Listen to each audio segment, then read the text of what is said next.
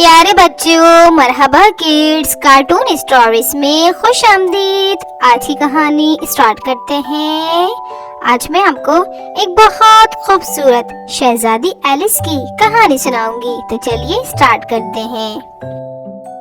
پرانے زمانے کی بات ہے، خوبصورت پہاڑوں کی وادیوں میں ایلس نامی ایک خوبصورت مگر بے حد غریب لڑکی رہتی تھی۔ اس کی زندگی انتہائی مشقت میں گزر رہی تھی۔ وہ اکثر جنگلی جنگلات سے پھل توڑ کر کھا لیتی۔ ایلس کے لیے زندگی کا ہر دن کسی آزمائش سے کم نہیں تھا۔ اس کا گھر کافی پرانا اور پوسیدہ ہو گیا تھا۔ ایک دن اچانک ہر طرف کالے بادل چھائے اور انتہائی تیز بارش ہونے لگی۔ ایلس کا گھر بارش کے پانی سے محفوظ نہ رہ سکا۔ اس کے کپڑے اور گھر کا سارا سامان پانی کی وجہ سے خراب ہو گیا۔ بھوک اور پیاس کی کیفیت میں وہ گھر سے باہر نکلی اور ایک سنسان راستے پر چل پڑی۔ اس کی منزل کا کوئی پتہ معلوم نہ تھا۔ وہ ایک سڑک پر اکیلی تنہا بارش میں بھیگتی ہوئی چلتی جا رہی تھی۔ دور کہیں سے اسے گرم کھانوں کی خوشبو آنے لگی۔ یہاں کے لوگ گھروں میں محفوظ آرام کر رہے تھے اور ہر طرف سے گرم گرم کھانے کی خوشبو ایلس کی بھوک کو مزید بڑھا رہی تھی۔ چلتے چلتے وہ ایک خوبصورت حویلی کے دروازے پر جا کر رکی، جہاں اندر روشنیاں جل رہی تھی اور لوگوں کی آوازیں آ رہی تھی۔ ایلس نے خاموش دروازے پر دستک دی۔ اس کی دستک پر کوئی شخص بھی دروازہ کھولنے نہیں آیا۔ اس نے ہمت کر کے دوبارہ دستک دی۔ اس کی دستک پر ایک نوجوان باہر آیا۔ ایلس نے اسے اپنا تعارف کروایا۔ نوجوان شخص اسے حویلی کے اندر لے گیا۔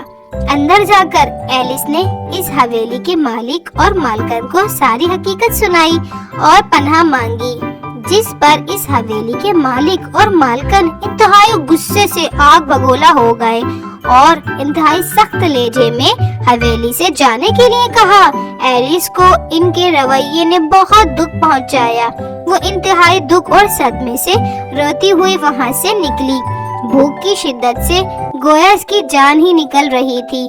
ابھی وہ کچھ فاصلے پر ہی گئی تھی کہ کسی انجان شخص نے آواز لگائی، اے لڑکی رکو، میری بات سنو۔ ایلس نے مڑ کر دیکھا تو ایک خوبصورت شہزادہ اسے مخاطب کر رہا تھا۔ ایلس کو روتے دیکھ کر اس نے ایلس سے اپنے ساتھ چلنے کی پیشکش کی۔